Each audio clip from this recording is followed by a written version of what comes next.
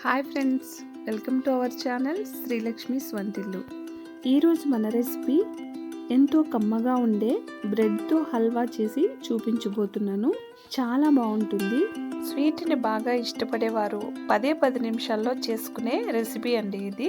అలాగే చాలా ఈజీగా కూడా చేసేయచ్చు. ఈ కమ్మటి బ్రెడ్ హల్వాను ఎలా తయారు చేయాలో చూసేద్దామా ఫ్రెండ్స్. ఇంకా లేట్ చేయకుండా వీడియోలోకి వెళ్ళిపోదాం. ముందుగా 5 బ్రెడ్స్ని తీసుకోవాలి. ఇలా బ్రెడ్స్ తీసుకున్న తర్వాత ఈ బ్రెడ్స్కున్న ఇలా సైడ్కున్న బ్రౌన్ పార్ట్ మొత్తాన్ని కట్ చేసుకోవాలి.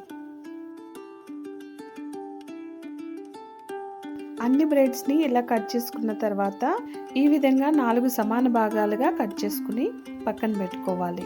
ఇప్పుడు స్టవ్ ఆన్ చేసి కడాయి పెట్టుకుని అందులో 1 టేబుల్ స్పూన్ నెయ్యి వేసుకోవాలి. అలాగే 10 నుంచి 15 వరకు జీడిపప్పులు వేసుకుని వీటిని లైట్గా కలర్ మారేంత వరకు ఫ్రై చేసుకోవాలి. జీడిపప్పు ఇలా కొద్దిగా కలర్ చేంజ్ అయిన తర్వాత 10 నుంచి 15 వరకు ఎండు ద్రాక్షను కూడా వేసుకుని వేయించుకోవాలి.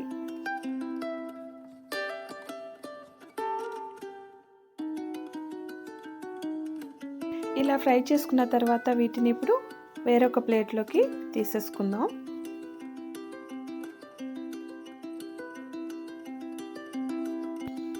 ఇప్పుడు ఇందులోనే మరో టేబుల్ స్పూన్ నెయ్యి వేసుకుని మనం కట్ చేసిన బ్రెడ్స్ని వేసుకోవాలి.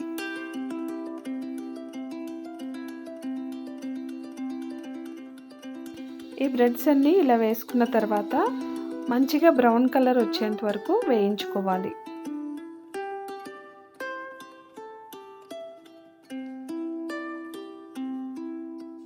ఇలా 2 సైడ్లు బ్రౌన్ కలర్గా వేయించుకున్న తర్వాత వీటిని వేరొక ప్లేట్లోనికి తీసుకోవాలి.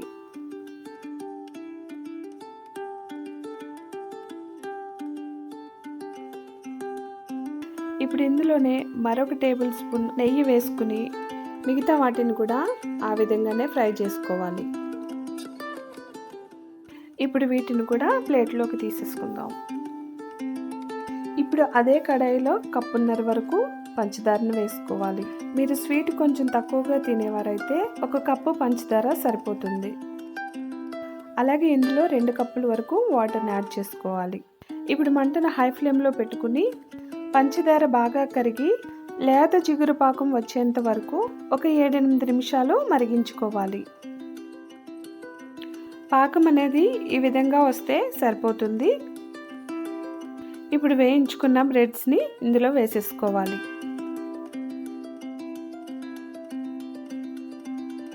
ఇలా అన్నీ వేసేసిన తర్వాత పాకం అంతా పీల్చుకునే వరకు ఇలా కలుపుకుంటూ ఒక 5 నిమిషాల వరకు మీడియం ఫ్లేమ్లో కుక్ చేసుకోవాలి. ఇప్పుడు ఇందులోనే చిటికెడు రెడ్ ఫుడ్ కలర్ని యాడ్ చేసుకోవాలి. ఒకవేళ మీ దగ్గర ఫుడ్ కలర్ లేకపోతే వేసుకోపోయినా పర్వాలేదండి. అంతా కలిసే వరకు బాగా కలుపుకోవాలి. ఇందులోనే 1/2 టీ స్పూన్ ఇలాచీ పొడి వేసుకుని బాగా కలుపుకోవాలి.